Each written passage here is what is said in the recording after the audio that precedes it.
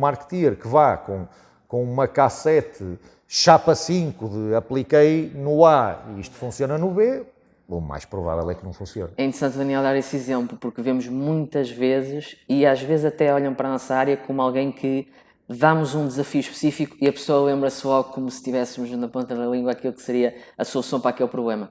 É muito importante, como o Daniel diz, analisarmos o contexto, percebermos o que é que se passa. Se integrarmos um caso a um advogado, a primeira coisa que ele vai ver, analisar o caso e depois sim pensar em intervenções, pensar de que forma é que vai abordar aquilo.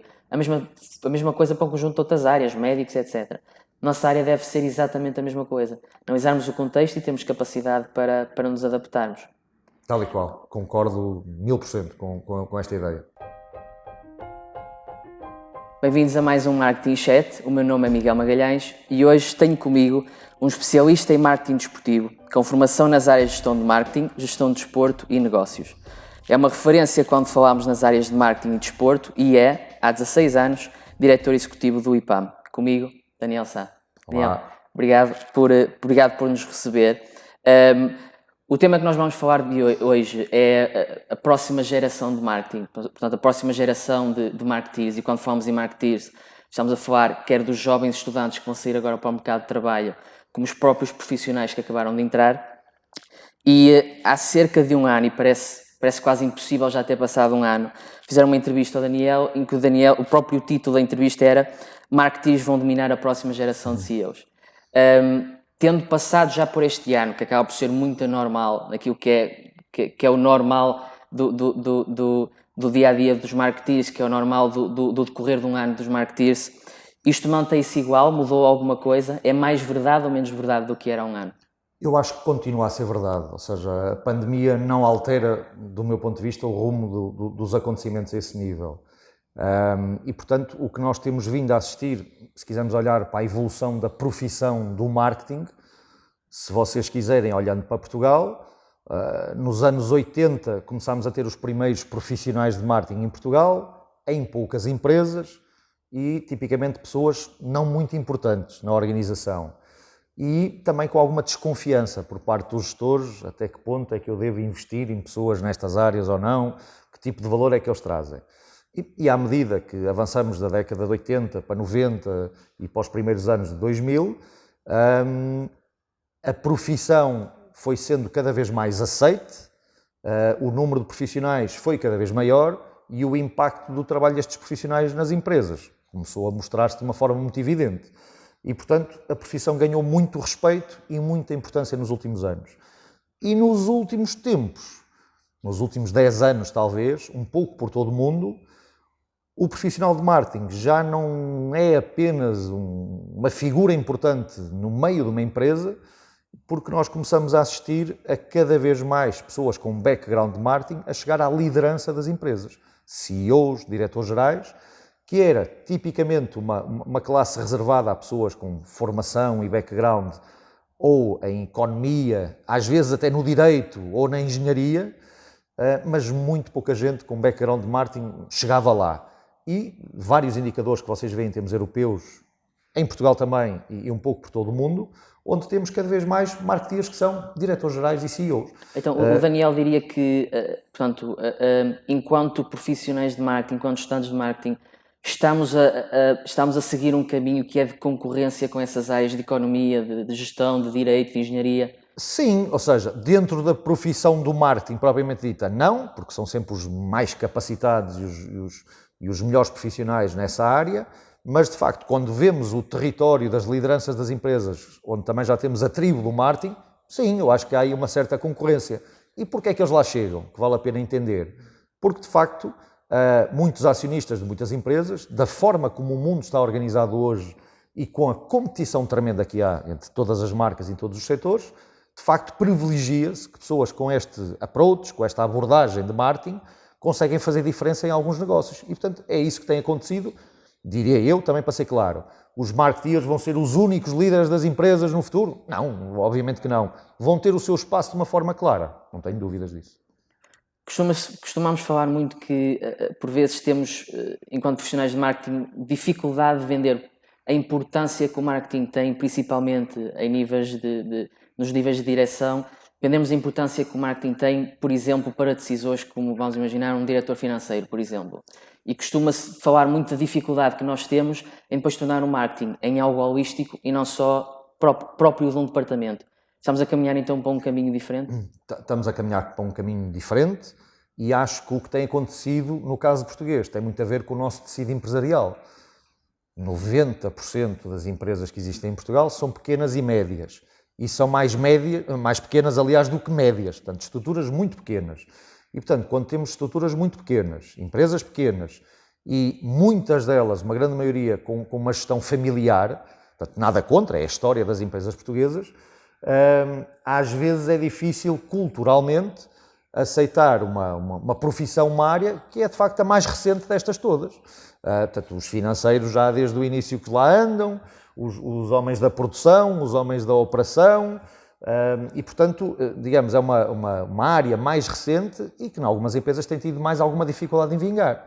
Se vocês separarem para as empresas portuguesas que nasceram nos últimos 20 anos, então isto já não é verdade, porque já nasceram num ambiente diferente, onde o marketing é obrigatório e é estrutural e tem uma importância logo completamente diferente. Portanto, acho que sim, vamos ter, do meu ponto de vista, a área, portanto, em última instância, se quisermos aqui a falar, olha, quem quer estudar marketing é uma boa opção, quando as pessoas pensam, sendo mais novas, se faz sentido, se isto tem empregabilidade, se posso ter sucesso, não há dúvidas nenhumas, os números mostram isso e vão-se acentuar nos próximos anos. Nós depois podemos deixar no fim da entrevista, aqui, às pessoas que estiverem a ver, há um dado que diz que das empresas que foram criadas em 2014, passado 4 anos, portanto, há cerca de 2 anos, em 2018, 44% destas empresas morreram. Portanto, estamos a falar de startups. E 42% das que morreram diziam que não respondiam a qualquer necessidade de mercado. Várias das outras razões que eles davam eram muito ligadas àquilo que seria um mau trabalho de marketing. Então, mesmo uma das razões era que eles sentiam que tinham um mau marketing e foi por isso que morreram. E em Portugal, este valor de 44% passava para 68%. Temos dados que dizem que 90 e tal % das startups morrem ao fim de 5 anos, mas este acaba por ser um bocadinho otimista. Tendo em conta esta dificuldade que existe por estas pequenas empresas, estas startups, como o Daniel disse, que crescem agora num ambiente de marketing, a partir do momento em que dizemos que temos profissionais que estão a crescer nesta área, mas do outro lado também temos startups, temos empresas que falham muito nestas essências, naquilo que é o fundamento de marketing, serem orientados para o mercado, o que é que está a acontecer mal aqui na priorização das empresas? Esse é um excelente exemplo. E eu tenho outro para acrescentar, digamos, para reforçar essa ideia. É um excelente exemplo porque, basicamente, o que é que se conclui desses dados? Que há boas ideias, de bons negócios, e que depois têm dificuldade em vingar. E, portanto, provavelmente aí o que acontece é que os empreendedores gastaram a sua energia, o seu esforço na concepção da ideia e depois provavelmente não investiram o tempo suficiente para fazer chegar a ideia à mente dos consumidores. Ora, aqui é onde entra o marketing de uma forma muito clara. Um exemplo completamente diferente, mas que vai no mesmo sentido. Metade dos restaurantes que abrem em Portugal fecham ao fim de 2 anos. Portanto, não são startups, é o negócio do bem-estar, da gastronomia. E também aí há, de certeza, boas ideias de restauração, bons conceitos, há de haver maus também, mas tipicamente não há ali capacidade, ou seja, um restaurante tipicamente não consegue contratar um profissional de marketing, não é? Digamos, sim. Começa pelo núcleo, o cozinheiro, os chefes de mesa, por aí fora, e portanto normalmente não tem a capacidade de ter uma estrutura suficiente para isso. Mas também não precisa ter não precisa haver um diretor de marketing para um restaurante, como é evidente. Nós podemos ter um profissional de marketing que trabalha para 10 restaurantes, ou para 20. Exato. Não é? E o restaurante contrata uma parte do trabalho dele. E aí que as agências e as consultoras ganham muito espaço. As agências, os consultores, por aí fora. Portanto, são os 2 exemplos que aqui falámos, vão dar um bocadinho ao mesmo. Com um mercado como está, tão competitivo, tão agressivo, com o consumidor a saber tudo e a poder comparar o que lhe apetecer, mais do que nunca, qualquer negócio, seja uma startup ou um restaurante, precisa da visão de um profissional de marketing que ajude a que a ideia resulte em negócio. E para isso é preciso as coisas clássicas que o marketing faz, entender os consumidores, ver quem está à volta, quais são as tendências, que preço é que eu devo ter, como é que comunico, como é que chego, o Customer Experience Journey, por aí fora. Portanto, tudo elementos que podem influenciar de uma maneira decisiva que uma ideia consiga gerar dinheiro, que é isso que importa. Enquanto área, estamos a tornar cada vez mais abrangentes e, de certa forma, até a cada ano que passa, a cada novo conceito que aparece, parece que estamos um bocadinho mais distantes de perceber realmente aquilo que o marketing engloba, porque engloba um conjunto de coisas diferentes, principalmente com a entrada do digital, com muita gente a cair para esta área e, por vezes, até mesmo a desvalorizar. E na nossa área isto é muito comum. Nós defendemos uma metodologia, defendemos uma área e tudo o resto acaba por ser quase lixo. Acabamos por pôr isso para o lado. O que é que o Daniel diria que neste momento é o mais importante, portanto, para um jovem marketeer, para um jovem profissional de marketing, um profissional que esteja a trabalhar neste momento no mercado de trabalho, o que é mais importante para nós garantirmos que estas empresas, para as empresas que nós trabalhamos, não caem no mesmo risco que estas startups, não ouvirem o consumidor, não estarem atentos ao que realmente o mercado procura? Num ponto só, diria capacidade de adaptação do profissional de marketing. Porque, de facto, os princípios do marketing estão desenhados, são ensinados, mas depois tem que haver a capacidade de adaptação do profissional de como é que eu aplico isto na equipa de marketing do continente, onde as coisas têm um nível de maturidade e de sofisticação brutal e com uma especialização tremenda dentro da equipa, e como é que eu aplico isto num restaurante que não há equipa nenhuma de marketing, há um empresário, e portanto isto não tem só a ver com se tem budget ou se tem budget para investir, tem a ver com, eu tenho que entender naquele mercado e com esta dimensão que abordagem de marketing é que eu consigo aqui trazer. E portanto, o meu conselho para um profissional de marketing é ler, seja que for em que empresa vá colaborar, que entenda bem qual é o chip que aquela empresa tem e como é que eu consigo introduzir as minhas mais-valias de marketing neste contexto que aqui está. Porque, obviamente, do restaurante não funciona do continente, nem do continente para o restaurante, nem nenhum outro negócio. Temos que entender isso tudo. E, portanto, um marketeer que vá com uma cassete chapa 5 de apliquei no A e isto funciona no B, o mais provável é que não funcione. É interessante, Daniel, dar esse exemplo, porque vemos muitas vezes, e às vezes até olham para a nossa área como alguém que damos um desafio específico e a pessoa lembra-se logo como se tivéssemos na ponta da língua aquilo que seria a solução para aquele problema. É muito importante, como o Daniel diz, analisarmos o contexto, percebermos o que é que se passa. Se integrarmos um caso a um advogado, a primeira coisa que ele vai ver, analisar o caso e depois sim pensar em intervenções, pensar de que forma é que vai abordar aquilo. A mesma coisa para um conjunto de outras áreas, médicos, etc. Nossa área deve ser exatamente a mesma coisa. Analisarmos o contexto e termos capacidade para nos adaptarmos. Tal e qual, concordo 1000% com esta ideia. No desporto, portanto, falando agora em instituições desportivas, clubes de futebol, clubes de qualquer outro tipo de desporto, o que é que muda aqui? O que é igual, o que é diferente neste contexto? É tudo igual, só muda um pequeno, grande detalhe, que é o nível de emoção que este setor de atividade tem. E, portanto, eu costumo dizer que eu e uma grande parte dos portugueses é capaz de rir e de chorar pelo seu clube de futebol, chorar de alegria e chorar de tristeza, literalmente, e normalmente nós não fazemos isto pelas outras marcas da nossa vida. Portanto, eu não me lembro de ter chorado pela Zara, Exato. pela Volvo, ou por outra marca qualquer, pela Apple, ou qualquer outra das marcas que eu possa consumir.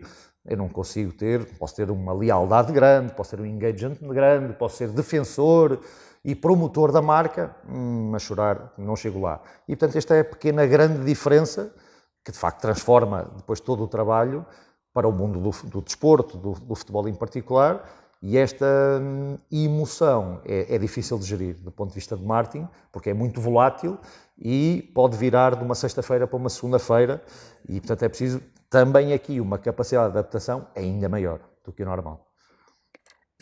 Esta nova geração de profissionais de marketing acredita muito em transpor essa emoção que nós sentimos pelos clubes de futebol para outras empresas. Sim. Eu, pessoalmente, não me apaixono pela minha marca de maionese, mas faz sentido tentarmos fazer esta transição? Faz sentido, eu acho que faz, porque com tanta concorrência, com tanta competição, com os produtos e serviços tão parecidos entre os concorrentes, e portanto, desafios, comparem os tarifários dos operadores telefónicos, comparem os operadores de televisão, comparem automóveis, comparem roupa e, de facto, as diferenças são muito ténues, com algumas exceções, em alguns setores. É muito difícil alguém hoje em dia conseguir superioridade total apenas pelo produto. E, portanto, a solução passa muitas vezes por outro tipo de atributos. E os outros tipos de atributos muitas vezes estão relacionados com o branding, com a marca, com a emoção. E, portanto, eu acho que é um caminho válido para todos os setores de atividade, ir buscar essa relação pessoal e emocional, mas temos visto muitos exageros. Portanto, eu recordo-me, por exemplo, de uma margarina que tem feito muito esse trabalho a apelar à emoção. Eu até entendo do ponto de vista teórico, mas, meus amigos, é margarina. Portanto, acho que dificilmente, em alguns casos, conseguimos, na verdade, chegar a esse patamar. Como é que, se calhar é uma pergunta demasiado fundamental, mas como é que clubes de futebol, mesmo estes clubes mais pequeninos, que às vezes até é mais fácil de explicar o porquê de haver tanta paixão por este do que por os grandes, como é que eles chegaram ao ponto que chegaram? Há uma forma, extremamente difícil ver uma forma para algo como isto. Porque é que nós nos sentimos tão próximos de clubes de futebol, principalmente de uma perspectiva de marketing, do que nos sentimos de outra coisa qualquer? É cultural, ou seja, eu aí acho que o marketing não tem responsabilidade nenhuma. A única coisa Exato. que o marketing tem que fazer é saber geri-la e aproveitá-la. É muito importante muito importante essa parte. Claro. Nós sabemos qual é o nosso lugar e não nos apaixonarmos Claro. apaixonarmos demasiado para aquilo que Sim. são as nossas responsabilidades. Aliás, os profissionais do marketing no futebol em Portugal até têm que ter o cuidado de não ser demasiado empresariais na abordagem com os seus clientes, que são os adeptos, porque em alguns casos eles até levam a mal. Portanto, isto é difícil de gerir. Portanto, isto vem de uma questão cultural. Uma boa parte das empresas portuguesas tem 10, 20, 30, 40 anos de vida. A maior parte dos clubes de futebol que nós temos têm 100 anos de vida. Portanto, nós temos muito poucas empresas em Portugal com 100 anos. E as marcas do futebol, muitas delas têm mais de 100 anos, têm um século. Portanto, isto é um legado que, de facto, conseguiu incutir, muitas vezes com tradição familiar, digamos, esta relação emocional intocável, e depois há esta também pequena grande diferença para os outros negócios. Aqui não vale a pena tentar roubar o cliente um do outro, não se consegue. E, portanto, o Continente luta todos os dias para roubar gente ao Pingo Doce e o Pingo Doce rouba todos os dias para tirar gente ao Continente. No futebol não vale a pena, é um trabalho pura e simplesmente impossível e, portanto, quando muito podem tentar trabalhar na base de clientes, quando se forma a ideia de que clube é que eu vou ser, porque depois ninguém consegue roubar nada a ninguém. E esta é uma diferença também tremenda para os outros setores de atividade. E aqui, se calhar, aplica-se melhor a aquisição de novos clientes do que propriamente roubar uns dos outros. Quando muito isso, quando muito a esse nível. Um cenário competitivo na mesma, mas um cenário competitivo diferente entre os dois. Razão pela qual o mundo do futebol, por estranho que pareça ser dito em Portugal, deviam trabalhar juntos e não separados. Eles concorrem dentro do relvado, cada um quer ganhar o adversário, fora do relvado deviam ser parceiros, porque não correm o risco de roubar clientes uns aos outros, deviam trabalhar juntos, com planos de trabalho em conjunto, porque quanto mais gente quiser ser consumidora de futebol, melhor para todos. Futebol, quando diz pessoas consumidores de futebol, nós aqui estamos a olhar num contexto aquilo que são os clubes portugueses versus os clubes de outros países, ou no contexto do futebol como um todo? No contexto do futebol, e continuando com este exemplo dos concorrentes, do ponto de vista de marketing, o Benfica não concorre com o Porto.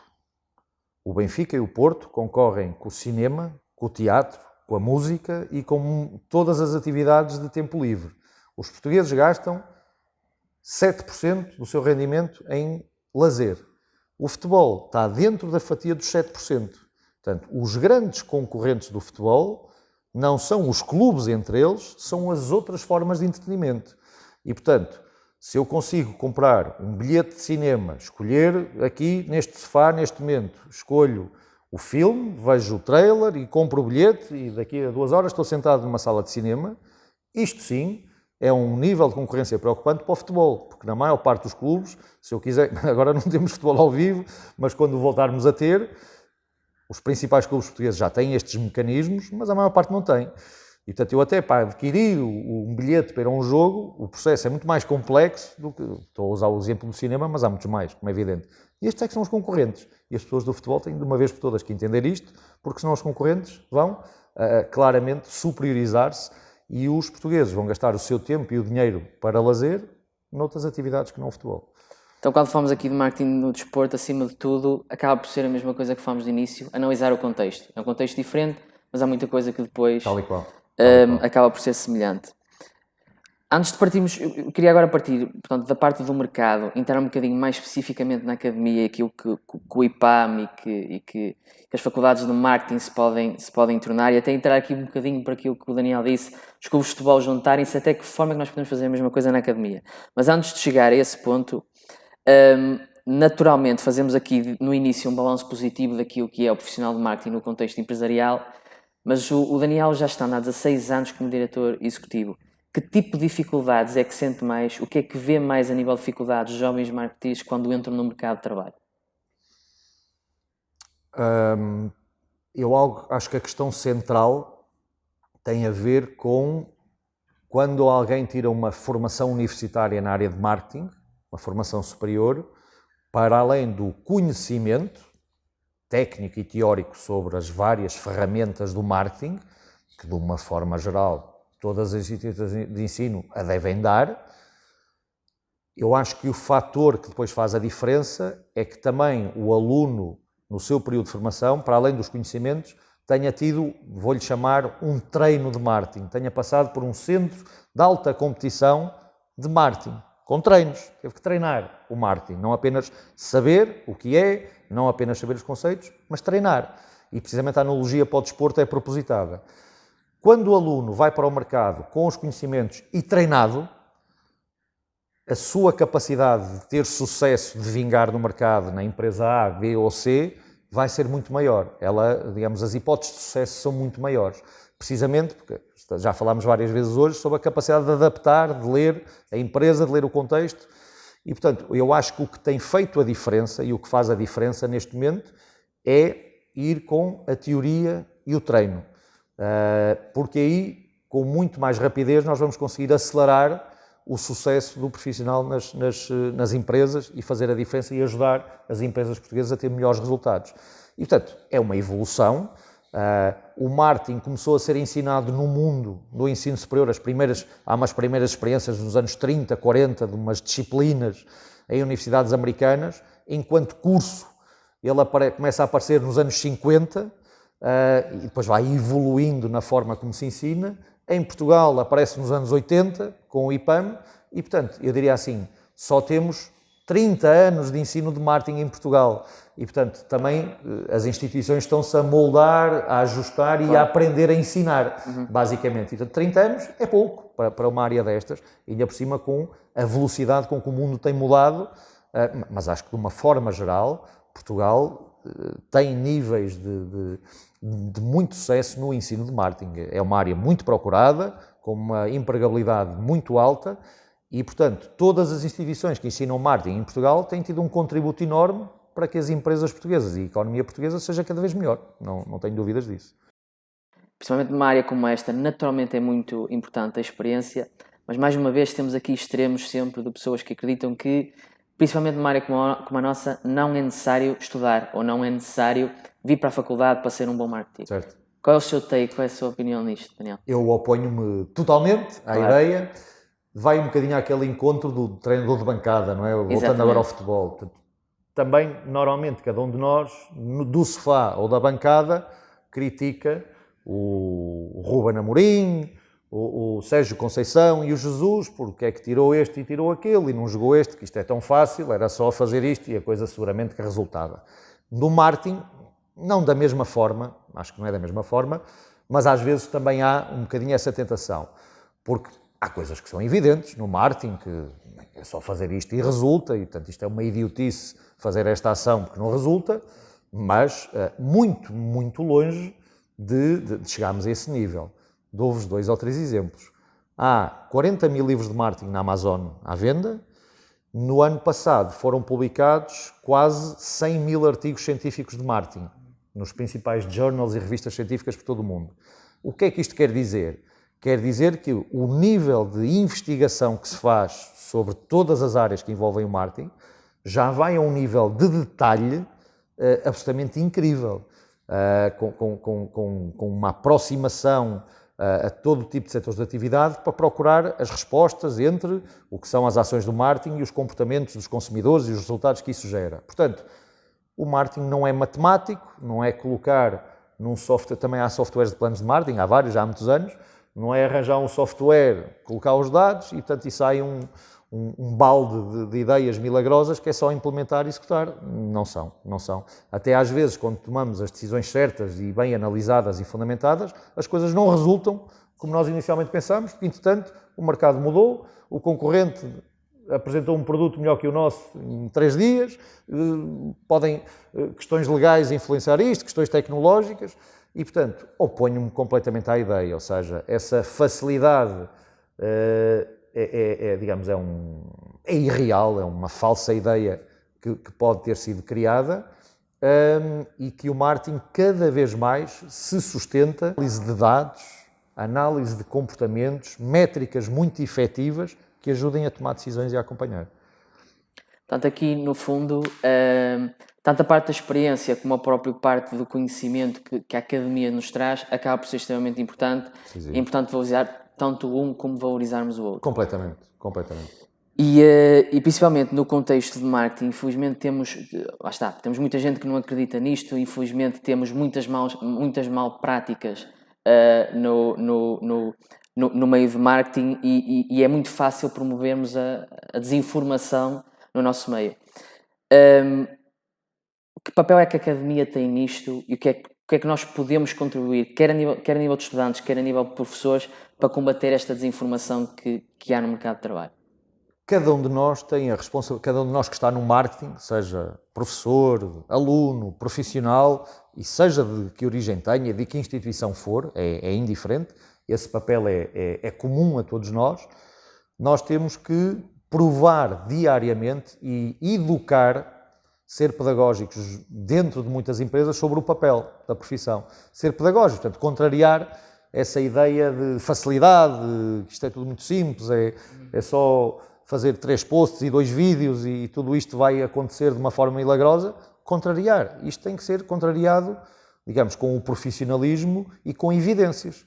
E, portanto, sustentar decisões com base em planos, em estratégias, em comportamentos. Portanto, é um trabalho diário em todas as empresas, em todos os setores de atividade, para reforçar isto mesmo. E é o que tem acontecido, repito, desde os anos 80, onde o profissional de marketing começou a entrar, é ele ir provando, ou melhor, todos nós, todos juntos, irmos provando em simultâneo isto. Eu entrei como aluno em 1993 para o IPAM e garanto-vos que qualquer um de vocês, se hoje, em 2020, se alguém vos pergunta o que é que vocês estudam ou onde trabalham, que é em marketing, apesar de tudo, o grau de compreensão das pessoas sobre o assunto é muito maior do que em 1993, quando eu contava aos meus amigos o que é que estudava. Por muita explicação que eu desse, eu acho que nenhuma das vezes eles percebiam exatamente o que é que eu andava a estudar e as coisas vão evoluindo. Exato. É importante retirarmos daqui que não somos uma ciência exata, mas existe ciência por trás daquilo que nós fazemos, tanto da parte de ciência como da própria parte de arte, a parte criativa, aquilo que nós fazemos enquanto profissionais de marketing engloba muita coisa, mas é extremamente importante, não só a parte da aprendizagem através da academia, como a parte da aprendizagem a fazer. Fazendo agora aqui a transição para a academia, o IPAM faz isto. O IPAM tanto nos traz a parte teórica como a própria prática. Mesmo em instituições como a base, como Júnior de Empresas, a parte de fazer à medida que se vai aprendendo é extremamente importante. O Daniel nota uma grande diferença de pessoas que saem do IPAM, que fazem isto, pessoas que saem de outras faculdades ou que não têm a oportunidade de fazer como fazemos a nível do IPAM? Sim, claro que sim. Ou seja, sendo eu diretor executivo do IPAM há 16 anos e tendo a responsabilidade que tenho no que é o IPAM hoje, a minha cota parte de responsabilidade, não tenho qualquer dúvida em qualificar o ensino de marketing que o IPAM entrega como superior a todos os outros, porque é a instituição que melhor consegue combinar estes 2 pontos que estamos aqui a falar, num termo mais simplista, a teoria e a prática. Julgo que a instituição consegue melhor fazer isso. Agora, como tudo, isto não está dependente apenas das instituições de ensino, mas da capacidade individual de cada aluno, de cada estudante, de como é que incorpora esse ensino Exato. e como é que depois consegue reverter isso em comportamentos e enquanto profissional de marketing, não é? Portanto, isto é aplicado ao marketing como a qualquer outra área. Portanto, da Faculdade de Medicina do Porto também saem melhores médicos e médicos não tão bons e como em todas as outras áreas, portanto, é a própria lei do mercado e a forma de vida. Agora, eu acho que o caminho é esse, não tenho nenhuma dúvida, e portanto, tudo que as instituições de ensino puderem fazer ainda mais para sustentar a teoria, permitir o tal treino prático e reforçar a ideia que há muita ciência, como tu estavas a dizer, por trás disto, porque há, digamos, é o cocktail correto e adequado do meu ponto de vista para que a profissão e a área cada vez tenha mais respeito e cada vez mais importância. E partindo então agora para aquilo que é a academia, eu vou-me focar naturalmente, principalmente no IPAM, porque pronto, o Daniel já cá está há 16 anos e consegue perceber exatamente o impacto que aquilo que o IPAM faz nos jovens marketeers e para os profissionais que saem para o mercado de trabalho. O IPAM naturalmente, e aqui quase todas as faculdades de marketing em Portugal deparam-se com os mesmos problemas que nós estávamos a falar aqui hoje. Portanto, esta dificuldade de mostrar aquilo que é marketing, explicar a importância que o marketing tem, quer como disciplina, quer no contexto empresarial.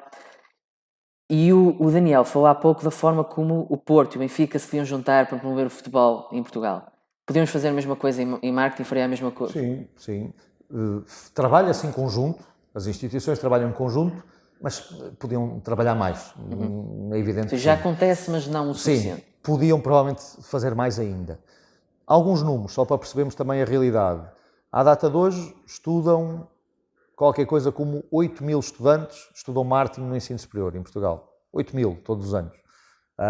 E estamos distribuídos por mais de 100 cursos, estes 8 mil alunos, entre licenciaturas, mestrados e doutoramentos. E são quase 40 instituições de ensino, não especializadas em marketing, mas que têm cursos de marketing. Portanto, é esta a matriz que nós temos aqui à data de hoje.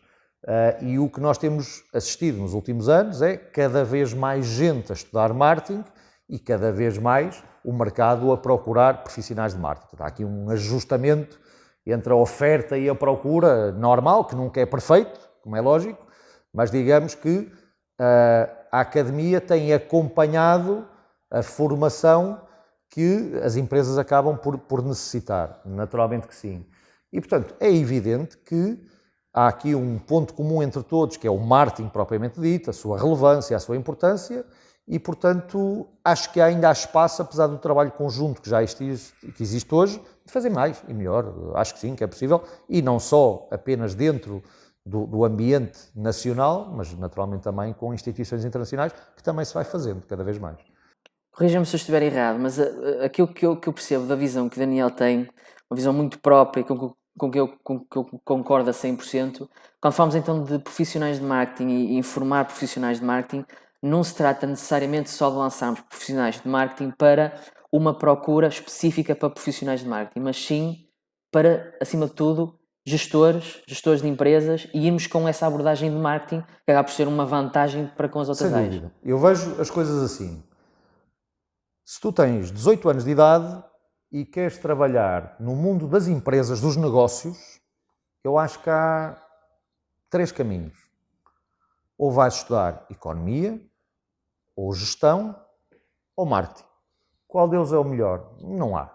São 3 caminhos diferentes, cada um deles focado numa determinada área. E, evidentemente, que se tirares economia, há um conjunto de profissões específicas da economia que estão à disposição. Se tirares gestão, há um conjunto de profissões que estão disponíveis para gestores, e se tirares marketing, há um conjunto de profissões específicas do marketing para trabalhar. Naturalmente que sim. Mas qualquer um dos 3 fica habilitado a trabalhar no mundo dos negócios. Para um conjunto de profissões que são transversais aos 3. E depois não é apenas uma licenciatura que lhe vai dar as ferramentas, é a empresa, é as formações que ele vai fazer a seguir. Portanto, eu diria que acabam por concorrer entre eles em muitas profissões e depois vai depender do desenvolvimento profissional de cada um dentro dessas áreas, até aos tais CEOs que falávamos há bocadinho, Exato. até à posição final de liderança maior de uma empresa. É exatamente assim que eu vejo as coisas. Okay, isso é muito importante, principalmente para quem tiver agora dificuldade em escolher que curso é que quer fazer, ou que mentalidade empresarial e de abordagem é que quer tomar. Então, Desculpa só acrescentar, tenho uma visão muito clara de qual é o caminho mais interessante neste momento destes três, não pela posição que tenho, mas pelas tendências do mercado. Claro. E acho que o marketing é provavelmente aquela que de futuro vai agregar, pelo conjunto de formação que tem, de ser o caminho mais interessante dos três nos próximos anos. Acho mesmo isso. E principalmente por questões como falámos, como a própria forma de olharmos para o mercado, a própria perspectiva que temos de certas situações, e naturalmente é importante numa empresa. Temos perspectivas diferentes, mas claramente estamos a ganhar espaço nesse contexto. Terminando agora, de certa forma,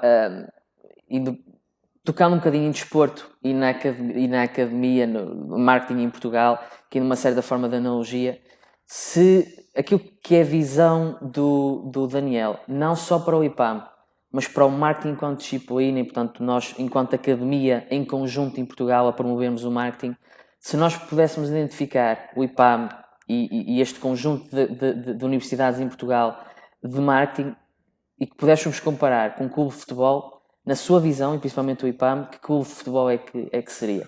Ora, isso é sempre um terreno perigoso, fazer esta comparação com o mundo do futebol. Podemos olhar para o contexto internacional, é mais fácil do que olharmos para os três grandes hoje. Epá, também ia dar uma resposta demasiado convencida, ia-te responder, olha, o IPAM em Portugal é o Benfica, o Porto e o Sporting todos juntos, mas se calhar até um bocado convencido demais. Mas dizia-te, se calhar respondia de outra forma. O IPAM é mesmo um caso único em termos europeus, e vou explicar porquê. Não tenho a pretensão de dizer que é a melhor formação de marketing da Europa, não temos até forma de o provar, mas é de facto um caso único, porque tu tens excelentes cursos de marketing pela Europa toda, mas tipicamente estão alocadas em dois tipos de instituições.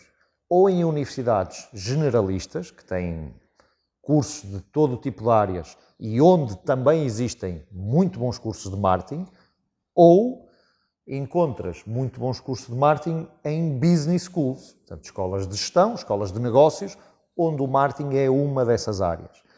Não encontras na Europa toda mais nenhuma marketing school. Não encontras, não existe. E, portanto, essa responsabilidade não é minha, porque não fui eu que fundei o IPAM, mas o que é realista e factual é que, à data de hoje, o IPAM é o único caso na Europa de uma instituição única e exclusiva, uma instituição de ensino superior, única e exclusivamente desenhada para o marketing, e já com 36 anos de vida nessa área. Portanto, isto dá-nos algum alento, de alguma forma, de perceber, num país que tem a dimensão que tem e que ao longo de 36 anos tem feito esta história. Antes de começarmos a gravar a entrevista, veio-nos aqui à cabeça o Philip Kotler, com quem nós tivemos pessoalmente há uns anos atrás, e que na altura o IPAM estava a celebrar os 25 anos, e o Philip Kotler ficou bastante surpreendido por existir uma escola, uma instituição de ensino superior exclusivamente de marketing, com 25 anos de vida, na altura, num país como Portugal. Ficou surpreendidíssimo com a história, mas pronto, resumidamente, tentamos sempre ser vanguardistas, inovadores, tentamos sempre ver o futuro, sempre que lançamos cursos novos, tentamos olhar, neste caso específico, para 2025, para 2030, para 2035. Temos a certeza absoluta que a profissão daqui a 5 anos é diferente, daqui a 10 é diferente, que as competências que um profissional de marketing tem, quando eu tirei o curso em 93 eram umas, em 2020 são outras, várias são comuns, mas em 2030 são outras. E, portanto, se a profissão vai mudando, a formação também tem que mudar, tem que acompanhar. Caso eu discutia com o Rui, quando eu fizesse esta pergunta ao Daniel, que tipo de resposta é que o Daniel ia dar? Sabíamos que, se calhar, ir para o Benfica ou para o Porto ou o que fosse, era um bocadinho difícil. Eu discutia com ele a opinião que eu tinha, daquilo que, não digo que necessariamente é, mas que pode ser no futuro, tanto a nível do IPAM, como a academia como um todo a promover o profissional e o estudante de marketing português, uma espécie de Ajax, que tem uma academia forte, que promove promove, olhamos para o Ajax, sabemos que o Ajax tem uma academia forte, que promove jogadores que são muito bons e que vão para contextos, para clubes muito, muito fortes para aceito a sugestão, ou seja, não me ocorreu, aceito a sugestão que acho que casa bem por duas razões. Uma, é de facto reconhecida por uma excelente academia de há muitos anos, e aceito também pela perspectiva de o Ajax não é o primeiro top of mind de referência dos grandes clubes europeus, temos mais 10 à frente, e portanto nós no IPAM também nunca tivemos a pretensão, nem a mania de querer ser os melhores e os maiores e ter aqui uma admiração. Não é esse o caminho, não é para isso que aqui andamos, mas de facto se quisermos ser reconhecidos como um Ajax do marketing, eu pessoalmente aceito a sugestão e acho que ela encaixa muito bem. Sim, acima de tudo promovemos profissionais e estudantes de marketing que têm esta vontade, que querem fazer, que são bons naquilo que fazem e que têm em consideração tudo aquilo que nós falámos até agora. Portanto, acho que, antes de mais, Daniel, agradecer-lhe pela entrevista. Acho que falámos aqui em questões mesmo muito importantes para aquilo que são os estudantes e os jovens profissionais de marketing. Temos em consideração certos aspectos que, de certa forma, são um bocadinho injustos, um bocadinho ingratos no mercado, como a própria questão de não perceberem bem aquilo que nós fazemos por vezes, mas acima de tudo estarmos cientes daquilo que nós representamos, termos em atenção que é tanto importante a academia como o mundo profissional e acima de tudo considerarmos também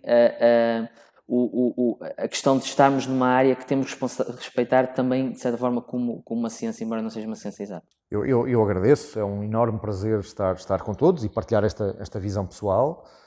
Muitos parabéns pela vossa missão do que estão a fazer para ajudar a esclarecer todas as pessoas sobre estes temas.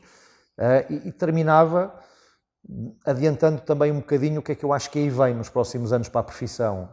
E a ideia de vamos continuar a ver o marketing departamentalizado em muitas empresas. O departamento de marketing é este, tem 2, 10, 20, 50, 100 pessoas. Mas vamos assistir nos próximos anos a uma desmaterialização também em muitas empresas deste departamento. Portanto, o marketing vai lá continuar, muitas vezes não em formato de departamento que tem o espaço X e o número de pessoas Y. Portanto, eu acredito que nos próximos anos vai haver muita fusão e cruzamento de equipas que chamam-lhe de marketing ou não, que têm pessoas com formação em comportamento de consumo, outras no marketing puro e duro, outras de engenharias, outros de cientistas de dados, outros de IT, de tecnologia, e portanto, em muitos sítios o que se perspectiva é que o marketing dentro das empresas vai ser esta fusão.